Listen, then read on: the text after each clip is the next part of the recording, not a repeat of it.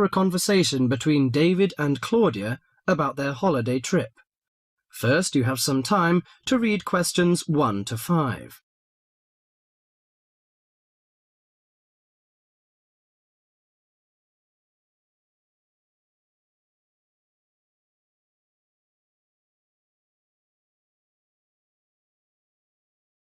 Now listen to the conversation and answer questions 1 to 5.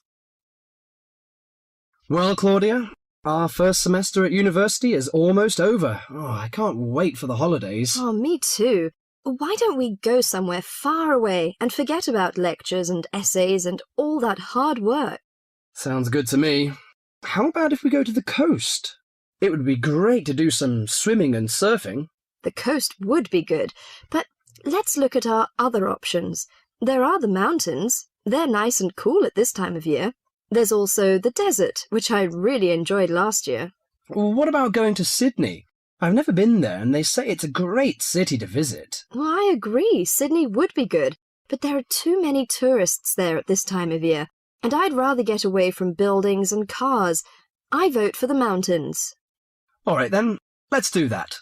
Now, we have to decide where we're going to stay and how we're going to get there. Any suggestions?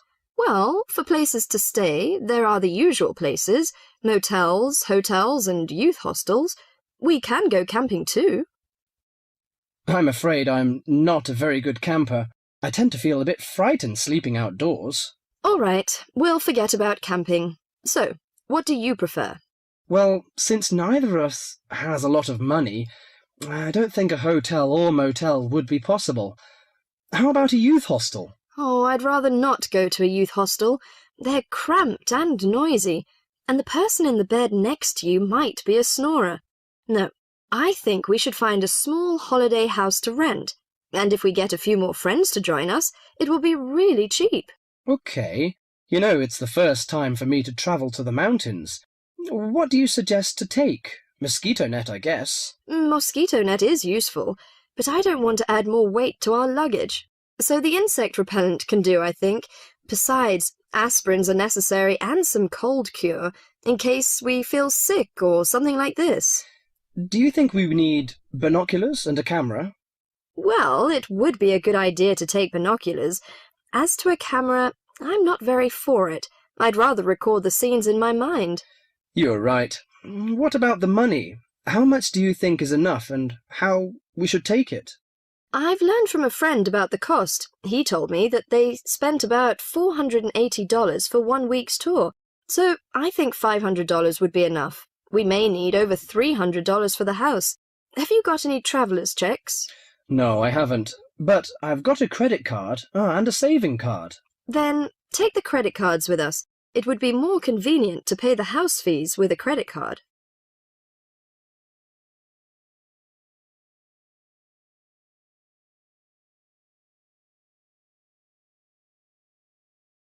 Before the rest of the conversation, you have some time to read questions 6 to 10.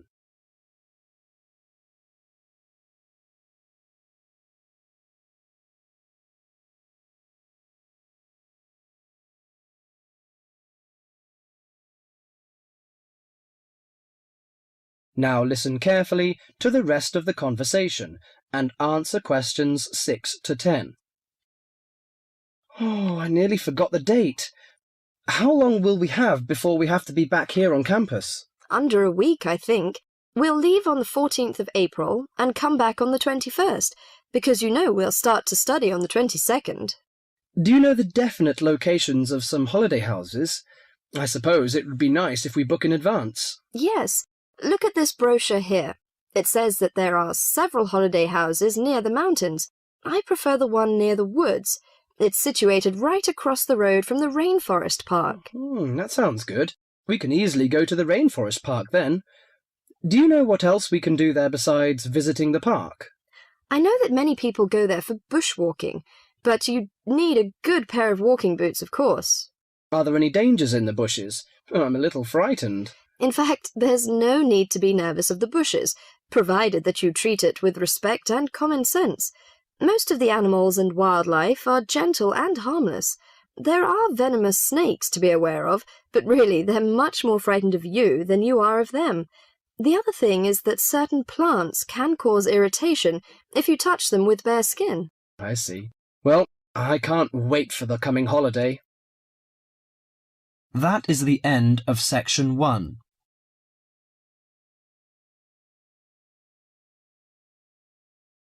You now have half a minute to check your answers.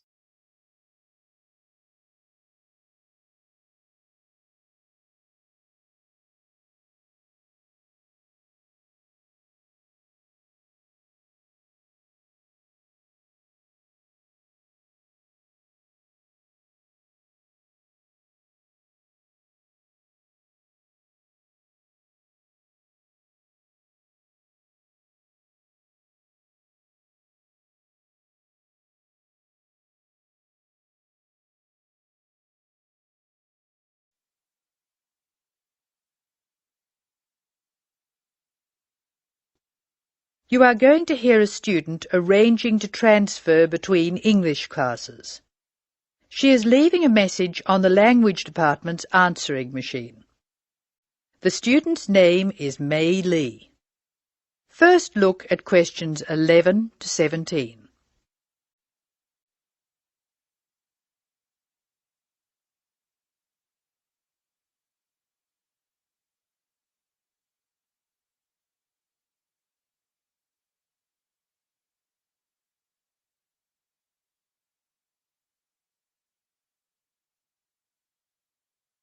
As you listen to the first part of the talk, answer questions 11 to 17.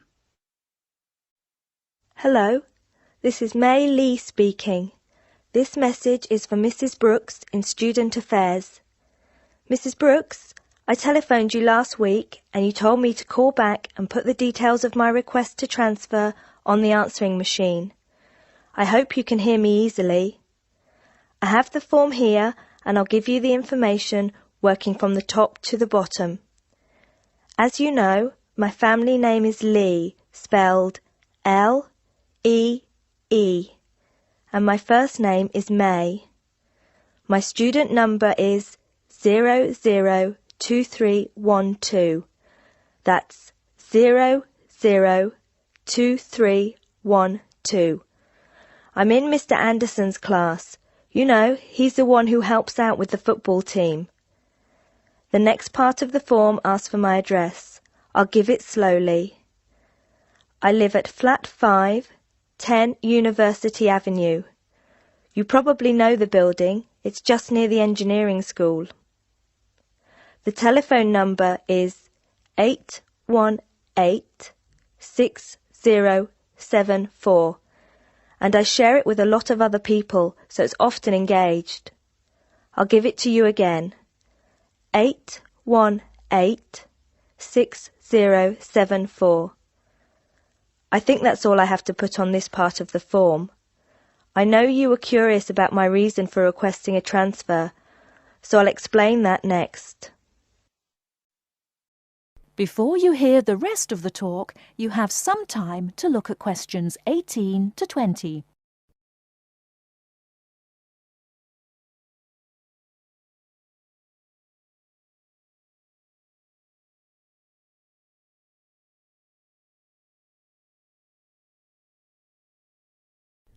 Now listen and answer questions 18 to 20.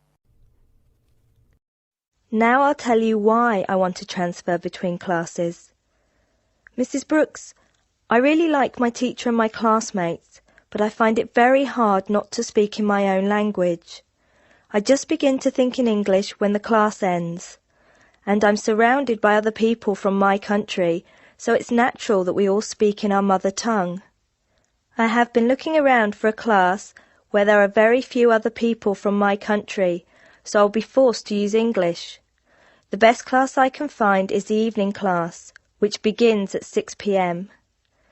Most of the students in that class come from countries which speak Spanish, and I can't speak a word, so I must use English.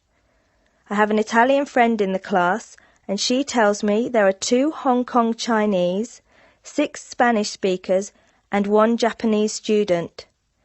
She says most people speak English at the break, although sometimes the Spanish slip into their own language.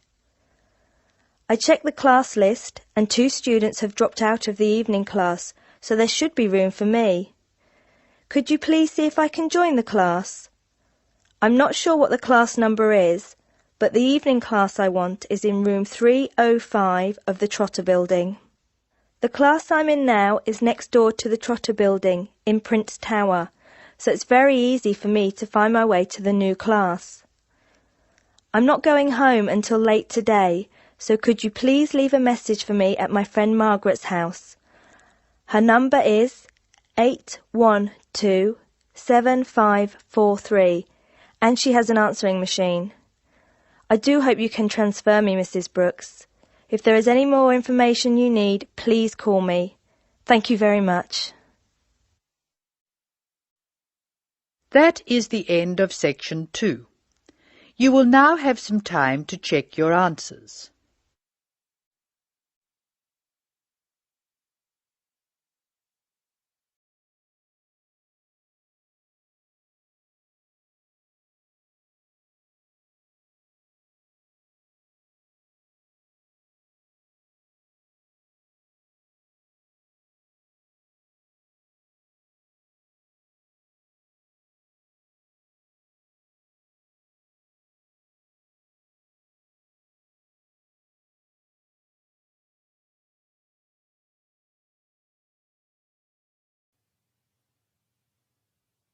You will hear a female and a male student talking about the mock exams that they have just taken.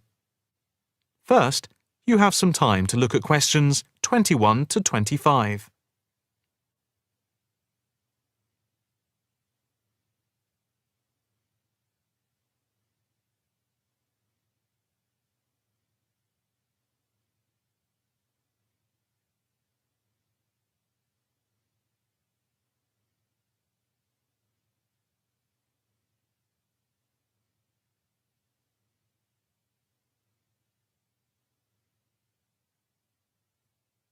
Now listen carefully and answer questions 21 to 25.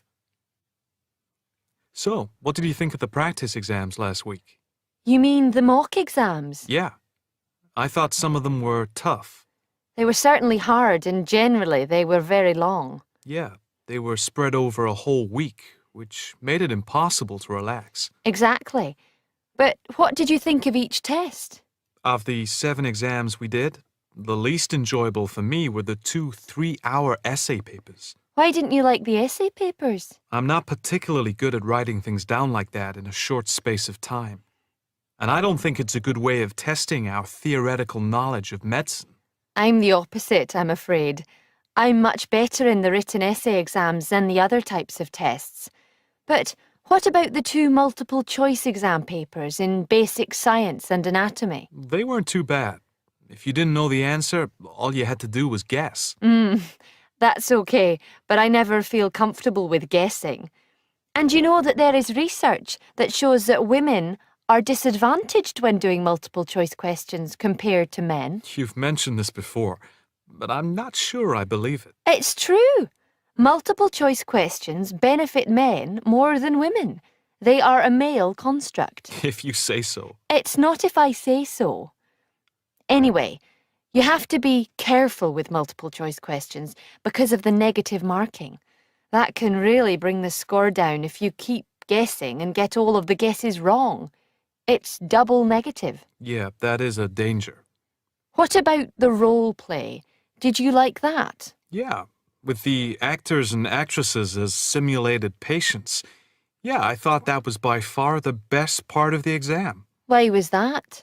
What I liked about it was during the 24 test stations, we had a chance to show what we know about communicating with patients and show our practical medical knowledge, etc.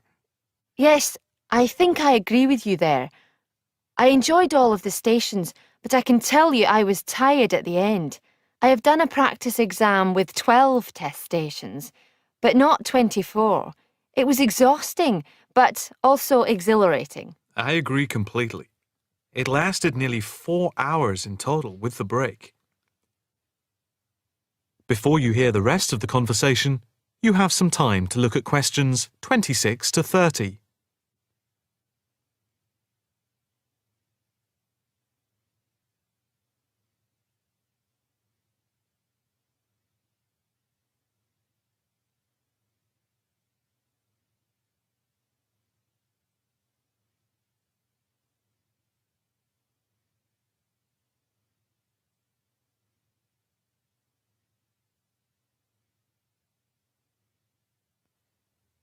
Now listen carefully and answer questions 26 to 30. What did you think of the other two exams? The two problem-solving tests? I didn't think I was going to handle them very well, but in the end I think they went better than I thought they would.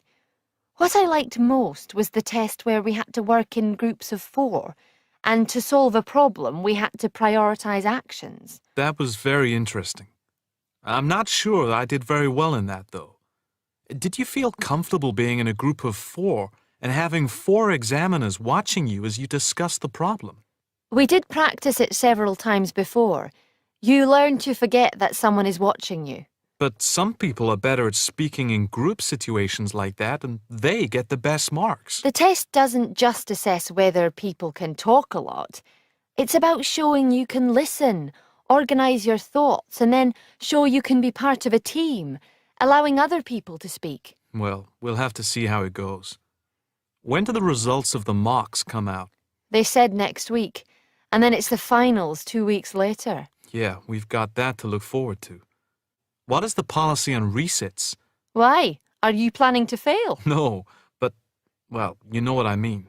The resits are held in September, and if there is any problem after that, it goes to appeal. We'll just have to make sure we don't fail any part of the whole examination. I certainly wouldn't want to do any of it again. Me neither. It's hard when you are not allowed to fail any of the exams. I bet they don't have that policy in any other subject. Probably not. That is the end of section 3. You now have half a minute to check your answers.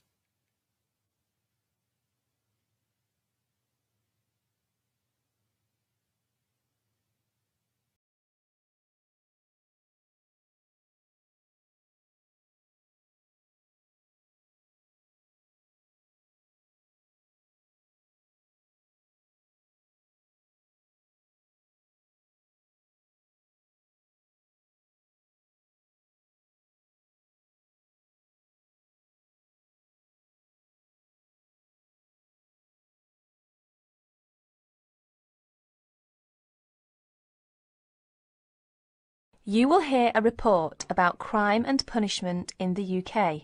First read questions 31 to 40.